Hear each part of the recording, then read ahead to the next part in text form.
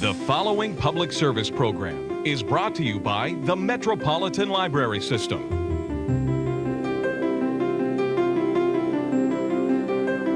And now, Read About It with your host, B.J. Williams. We have a great show for you today, including a talk with Glenda Carlile of the Oklahoma Center for the Book. She'll be telling us all about the Oklahoma Book Awards for 2005. But first, Ruby Soutier and Julie Mock want to share with you a really great book.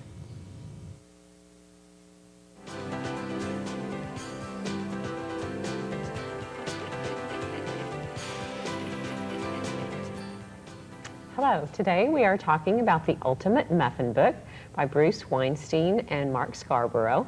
As advertised on the cover, it has more than 600 recipes for sweet and savory muffins, and it is part of the Ultimate Cookbook series, which includes the Ultimate Potato Book, the Ultimate Candy Book, the Ultimate Brownie Book, and the Ultimate Ice Cream Book.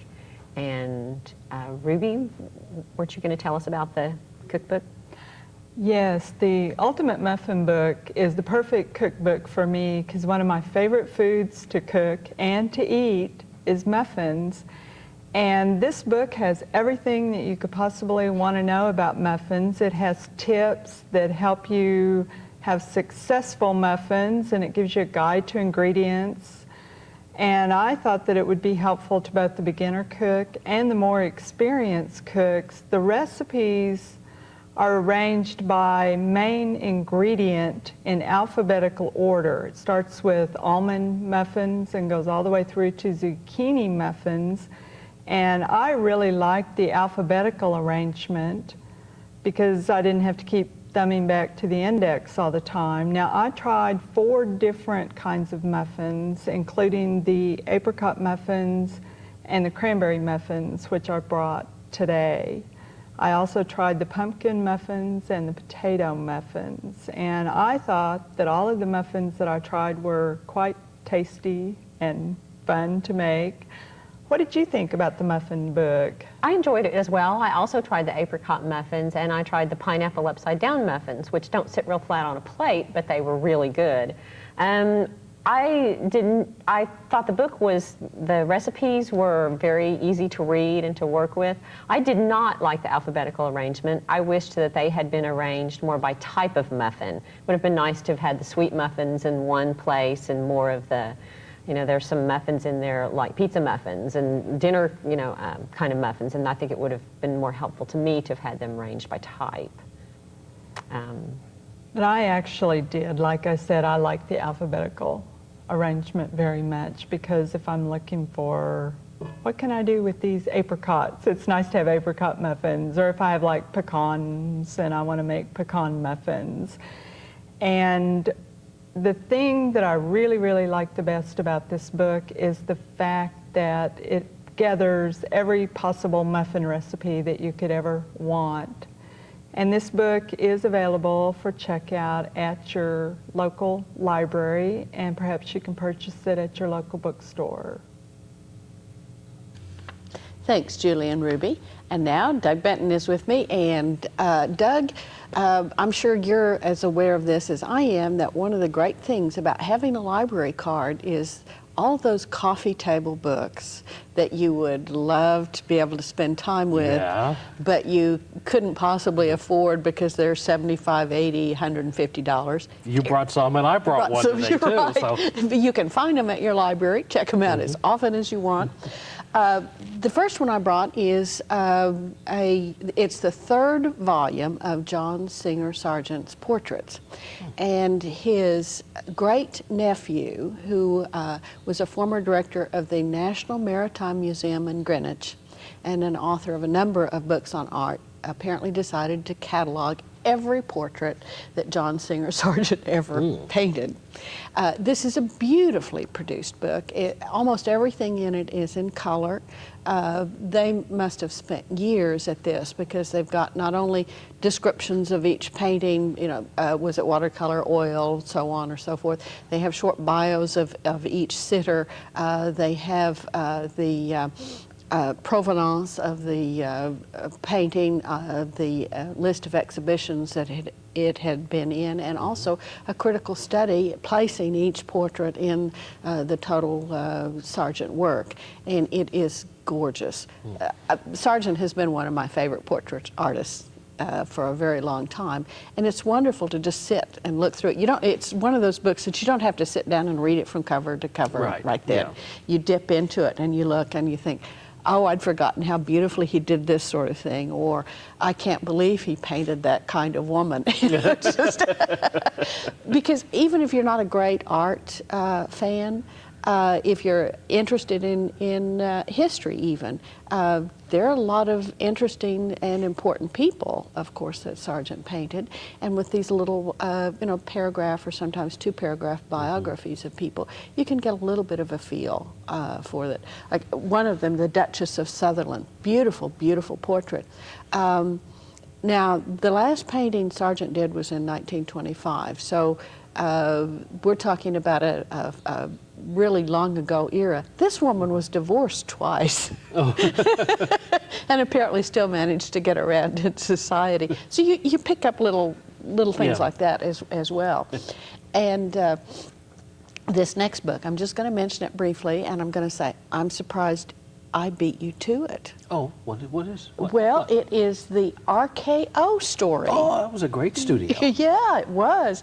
And apparently Richard Jewell and Vernon Harbin is the name, have described all 1,051 films that RKO ever made. There are lots of black and white pictures of all of them too. And I'm assuming for anybody who's interested in movies and want to rush right down and do this one. And we have others, don't we, on the other studios? I know there's one on MGM, and I have the one on Warner Brothers at home. So, yeah. Great books that you can check out at your library. Coming up next, we have Kids Corner. Kelly Reel will be talking with Heidi Johnson about books for our littlest readers.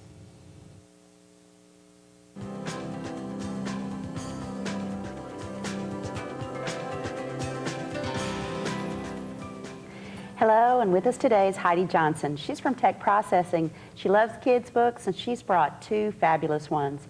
And this first one, we've heard from this little fellow before, haven't we? Yes, it's a new little quack book. Oh, goody. Yes, he is such an adorable little character, such a perky guy. As I just like to read about him. And this is about his bedtime, when he and his four siblings all settle down for the night.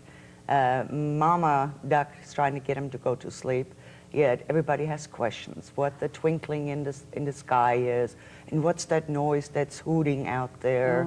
And so one by one we eliminate, the different noises, different sounds, and one by one the little ducks drift off to sleep, of course except little Quack, who has to stay awake the longest, ask the most questions, and well, he gets his questions answered, and they finally all settle down and go to sleep. Yes, this is a beautiful book. It's very Disney-esque to me in Very the illustrations. Much so, yes. It's called Little Quack's Bedtime, and it's by Lauren Thompson and illustrated by Derek Anderson. It's beautiful. Tell me about the second book. The second book is a Lift the Flap book, which I always love to play with little Lift the Flap books. And this one is about Corduroy, and Corduroy goes to the library. Ooh. And it is such a neat book, not only because there's so many little flaps to lift and to discover on the page and to see what's hiding behind the flap, but they're very cleverly hidden.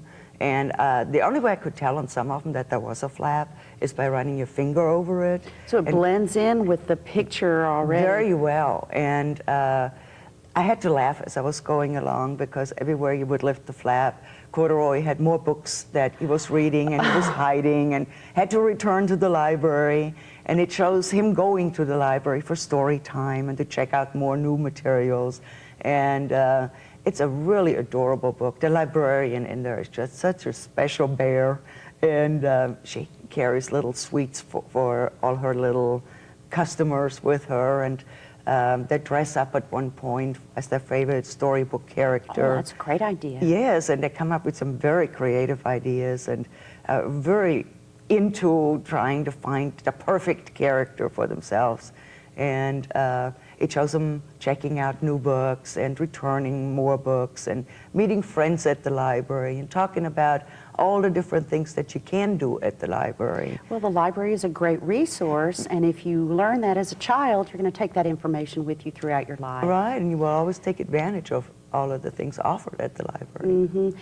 Books are a great way to bridge a subject with a child, and this Exactly. sets a good example for them. Right. This book is called Corduroy Goes to the Library, pictures by Lisa McHugh, and I believe it's written by Don Freeman, and you can find it at your favorite bookstore or at your local library.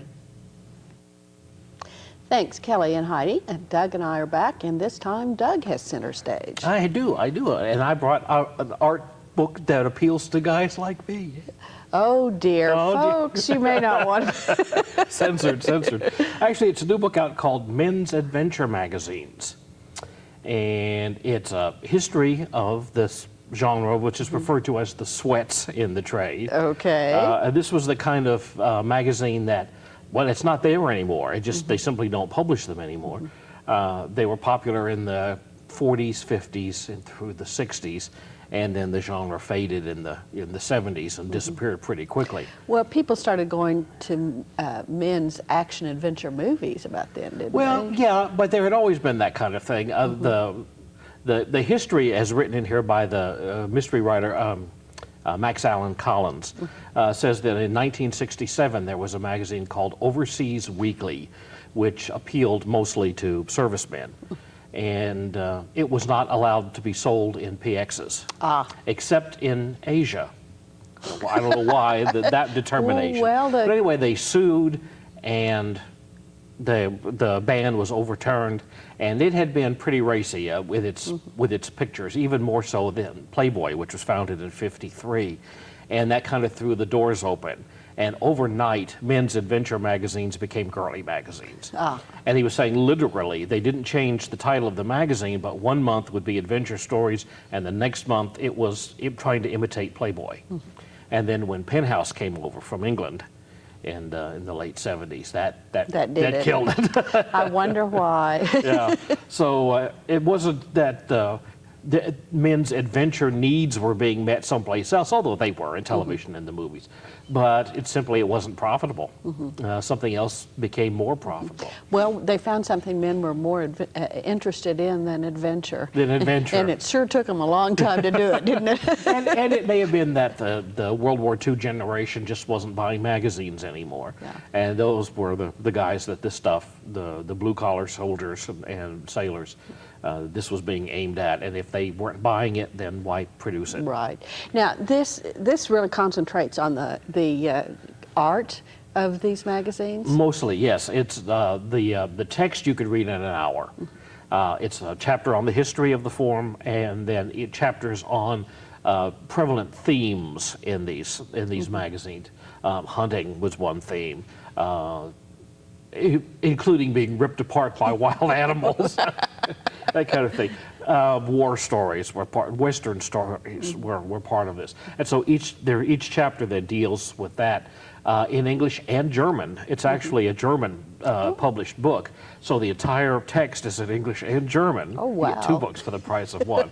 But yeah, in a 500-page book, I would say probably 450 pages of it are mostly reproductions of the covers of the magazines, and some of them are such that you might not want to just leave the book lying around on your coffee table. Some of them get pretty racy, even by our standards today, although certainly in the 50s, the stuff was a lot tamer than we would think of today. But it's an interesting book. It's called Men's Adventure Magazines. Thanks, Doug.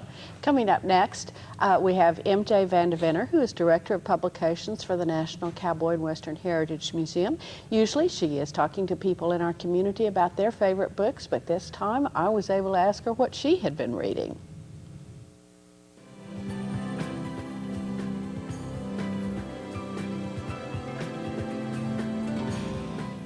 Well, I am turning the tables on M.J. Vandevenner. She's usually up here asking people, what have you read recently? And I'm going to do that to you, M.J. What have you got here for us? It's Girl with a Pearl Earring. It's an elegant book.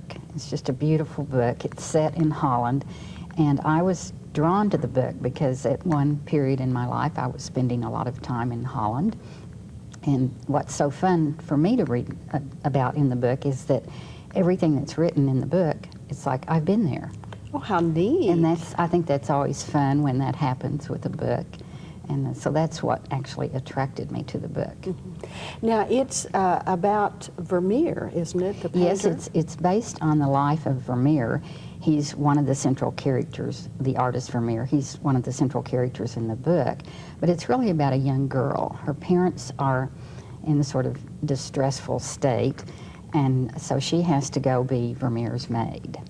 And she's not treated very well by Vermeer's wife. So you have quite a bit of conflict in the book.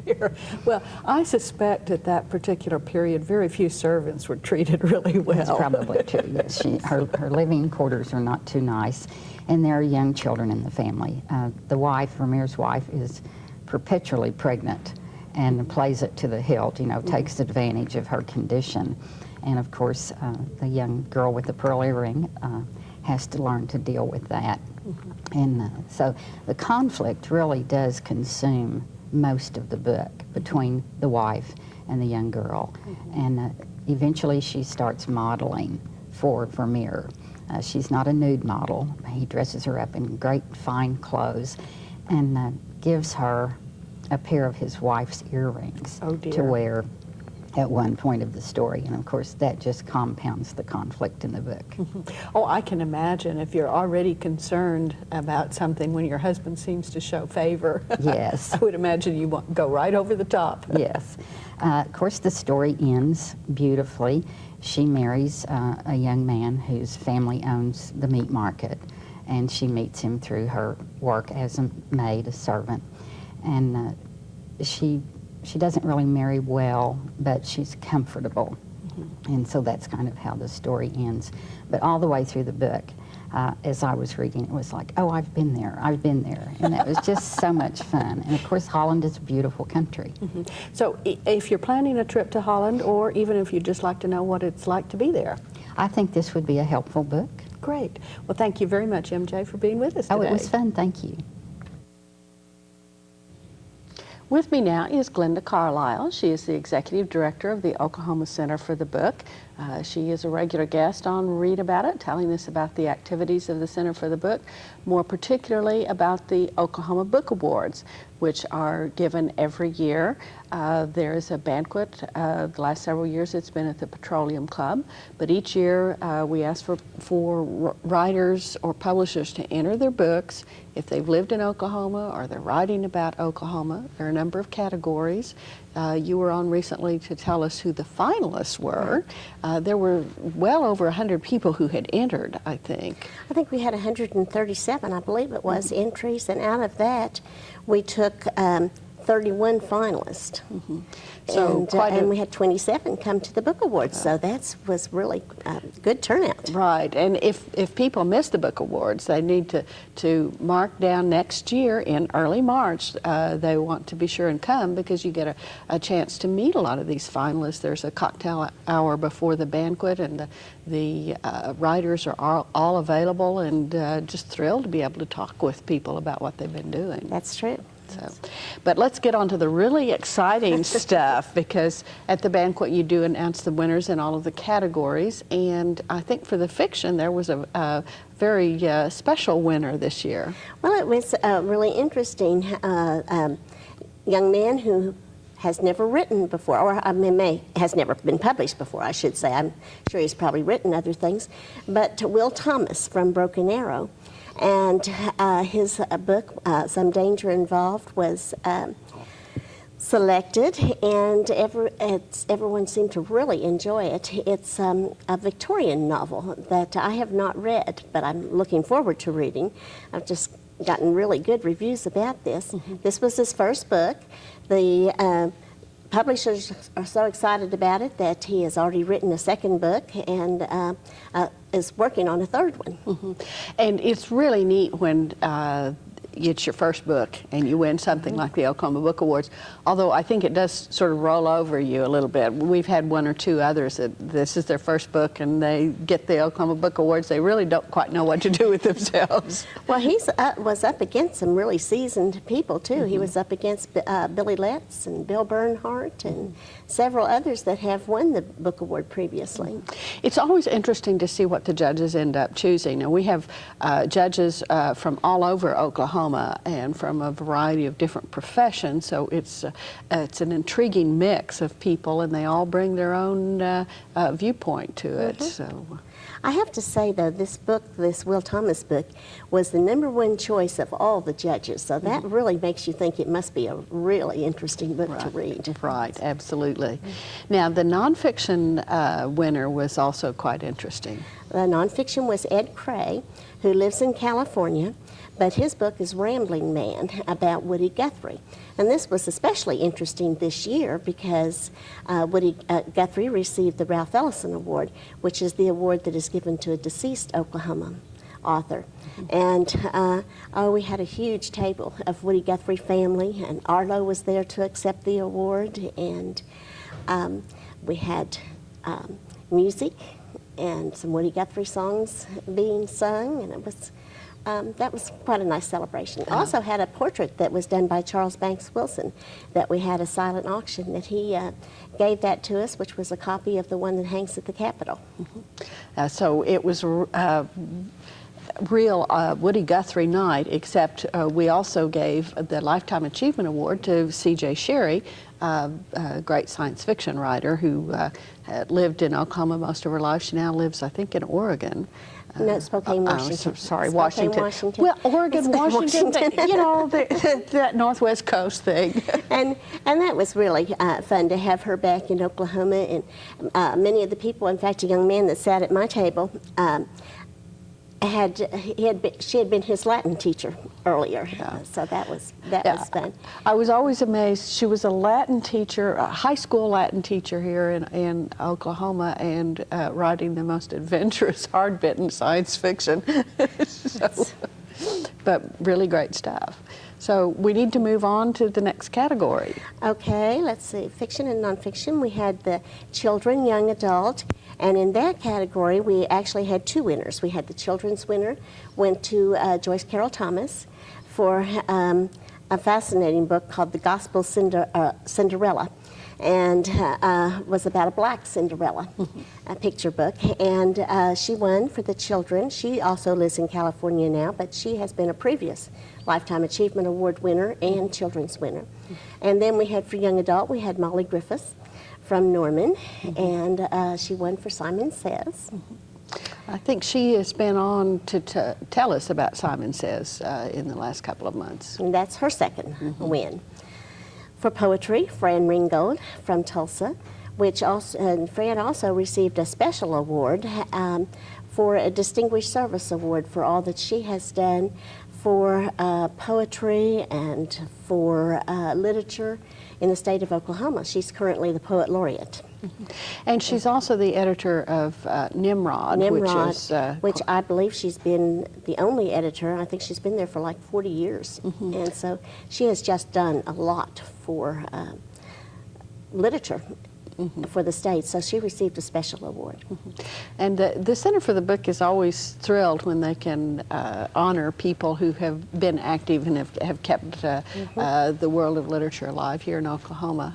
So it's a neat evening, a great opportunity to meet other people who like books, but also to meet a lot of the people who are responsible for the books in the first place. We missed design illustration. Oh, we certainly did. We better not. Sorry about that, folks.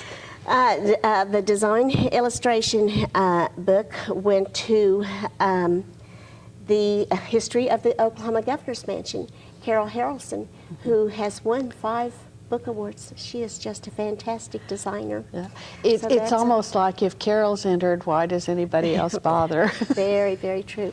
And then we gave 2 Directors Awards this year, which are books that the judges have recommended be given a special award. And we had one that went to Byron Price for his wonderful book. I think Byron's been on talking about his book of the Art of the American West. And then one for a series of books, and this is by Deborah Duval and Merv Jacob. And they've been entered for 3 years now, and I think they have a new one, but they're always Cherokee folk tales. And Deborah writes the book, and Merv does those beautiful illustrations. Wonderful illustrations, and so that combines to a wonderful series of Cherokee history. It certainly does.